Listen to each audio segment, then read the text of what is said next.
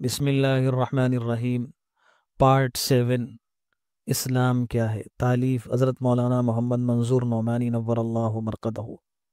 دوسرا سبق ہے نماز کے متعلق، اس کے کچھ باتیں پارٹ نمبر 6 میں آ گئی ہیں، اسی کے آگے پھر پڑھا جاتا ہے۔ نماز کی برکتیں۔ جو بندہ 5 وقت اللہ تعالیٰ کے سامنے حاضر ہو کر دست بستہ کھڑا ہوتا ہے، اس کی حمد و ثنا کرتا ہے، اس کے سامنے جھکتا ہے اور سجدے میں گرتا ہے اور اس سے دعائیں کرتا ہے، تو وہ اللہ تعالیٰ کی خاص محبت اور رحمت کا مستحق ہو جاتا ہے، اور ہر وقت کی نماز سے اس کے گناہ معاف ہوتے ہیں اور اس کے دل میں نورانیت پیدا ہوتی ہے اور اس کی زندگی گناہوں کے میل کچیل سے پاک صاف ہو جاتی ہے۔ ایک حدیث میں ہے کہ حضور صلی اللہ علیہ وسلم نے ایک مرتبہ بڑی اچھی مثال دے کر فرمایا، بتلاؤ اگر تم میں سے کسی کے دروازے پر نہر جاری ہو جس میں وہ ہر دن 5 دفعہ نہاتا ہو تو کیا اس کے جسم پر کچھ بھی میل رہے گا؟ لوگوں نے عرض کیا، حضور کچھ بھی نہیں رہے گا۔ آپ نے ارشاد فرمایا، بس 5 نمازوں کی مثال ایسی ہی ہے، اللہ تعالیٰ ان کی برکت سے گناہوں اور خطاؤں کو مٹا دیتا ہے۔ جماعت کی تاکید اور فضیلت۔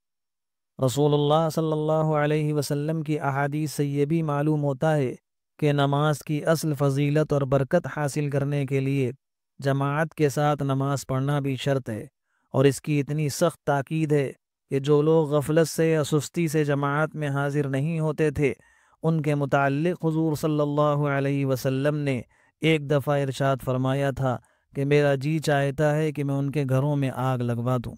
پس اسی ایک حدیث سے اندازہ کیا جا سکتا ہے کہ جماعت کا چھوڑنا اللہ اور رسول کو کس قدر ناپسند ہے، اور صحیح حدیث میں آیا ہے کہ جماعت کے ساتھ نماز پڑھنے کا ثواب تنہا پڑھنے سے 27 گنا زیادہ ہوتا ہے۔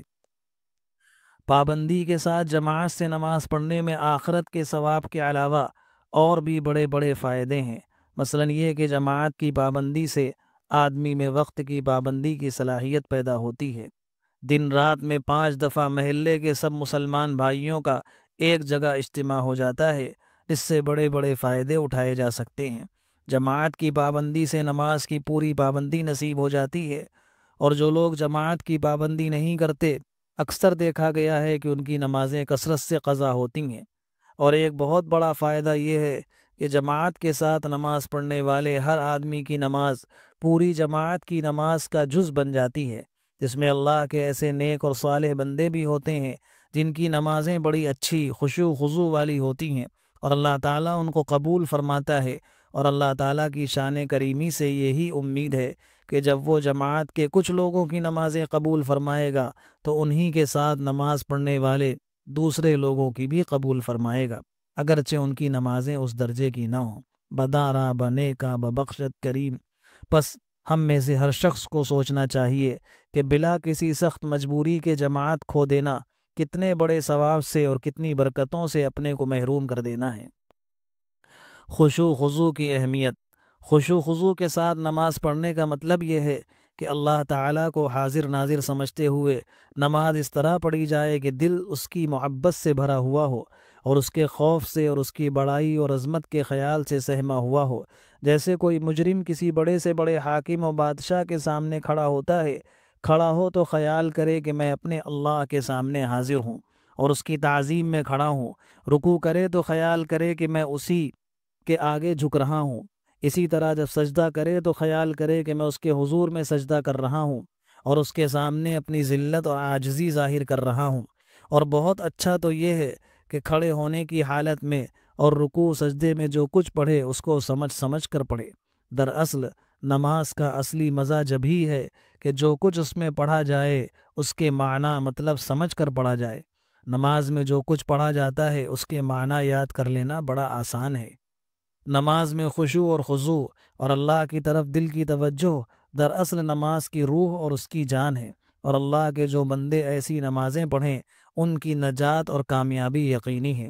قرآن شریف میں ہے، قد افلح المؤمنون الذین هم فی صلاتهم خاشعون۔ کامیاب اور بامراد ہیں وہ ایمان والے جو اپنی نمازیں خشوع کے ساتھ ادا کرتے ہیں۔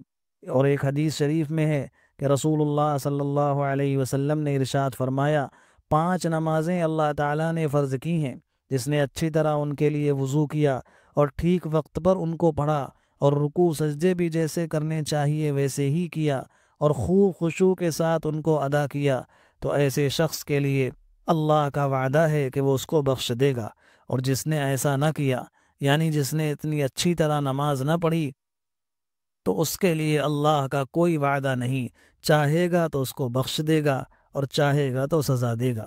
بس اگر ہم چاہتے ہیں کہ آخرت کے عذاب سے نجات پائیں اور اللہ تعالیٰ ضرور ہی ہم کو بخش دیں، تو ہمیں چاہیے کہ اس حدیث شریف کے مضمون کے مطابق 5 وقت کی نماز ہم اچھے سے اچھے طریقے سے پڑھا کریں۔